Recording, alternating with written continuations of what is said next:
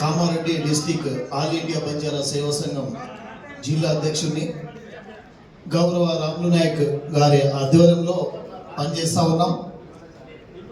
మరి ఏదైతే తెలంగాణ రాష్ట్రం కోసము ఉద్యమం చేశారో ప్రతి ఉద్యమకారులకు శుభాభివందనాలు తెలియజేస్తూ, మరి ఏదైతే 2021 నుంచి అనేక సార్లు ప్రస్తారోకోలు చేశాం, లాఠీ ఛార్జీలు తిన్నాం.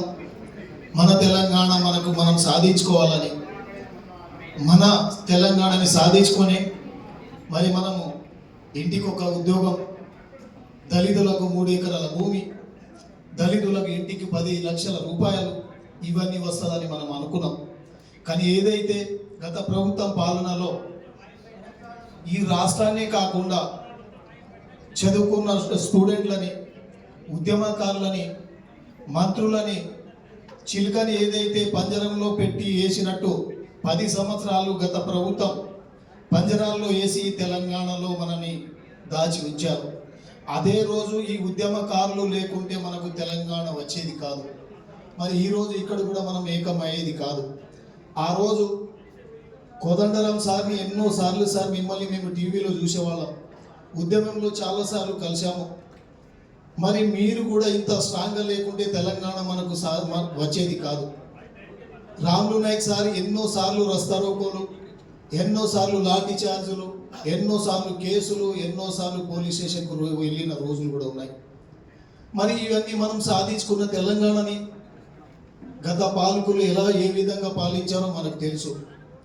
మరి ఈరోజు ప్రజాప్రభుత్వం వచ్చి నుంచి ఈ ఉద్యమకారులని గుర్తించి మరి మనని ఏకం చేసినందుకు ప్రత్యేక గవర్నమెంట్ ప్రభుత్వానికి నేను ధన్యవాదాలు తెలియజేస్తా ఉన్నాను.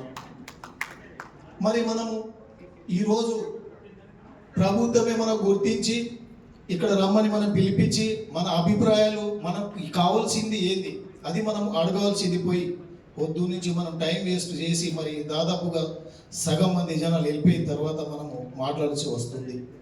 ప్రభుత్వం దగ్గర నుంచి మనకు అడగండి ఏం కావాలని అడిగినప్పుడు నేను ఒకటే అడుగుతున్నా సార్, ఎవరైతే ఉద్యమకారులు ఉద్యమం చేసి చనిపోయినారో వాళ్ళ ఇంట్లో నుంచి ప్రతి ఒక్కొక్కరికి జాబ్ ఇవ్వాలని చెప్పేసి నేను ఉద్యమకారుల తరపు నుంచి నేను మనవి చేస్తూ ఉన్నాను.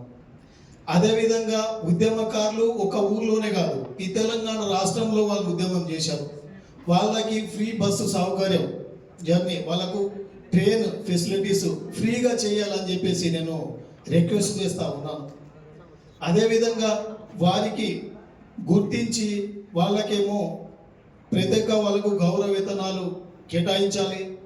మరి అనేక మండలాల్లో లాఠీ ఛార్జీలు తిన్న వాళ్ళకి, మరి ఎన్నోసార్లు రస్తారోకో చేసిన వాళ్ళకి వారికేమో వారి మీద కేసులు, ఎలాంటి ఎఫ్ఐఆర్లు కూడా ఆధారం లేకుండా చాలామంది ఉన్నారు.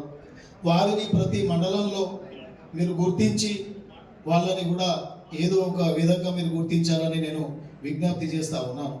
మరి తెలంగాణ రాష్ట్రంలో అనేక సంఘాలు ముందుగా ఉండేవి, దళిత సంఘాలు, గిరిజన సంఘాలు, మైనార్టీ సంఘాలు ఈ తెలంగాణ రాష్ట్రం సాధన కోసం కీలక పాత్రలు వారే పోషించారని చెప్పేసి నేను ఈ సందర్భంగా తెలియజేస్తా ఉన్నాను.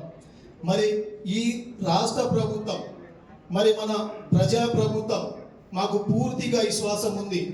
ఈ గవర్నమెంట్ వీరందరినీ ఏకతాటి మీదకి తీసుకొచ్చి వారికి ఒక ఎంప్లాయ్మెంట్ కానీ వాళ్ళకు మాత్రము ఏదో ఆధారాలు, ఏదో మార్గాలు చూపిస్తారని చెప్పేసి నేను మనస్ఫూర్తిగా నమ్మకం చేస్తూ మరి నాకు ఈ అవకాశం ఇచ్చినందుకు ప్రతి ఒక్కరికి ధన్యవాదాలు తెలియజేస్తున్నాను.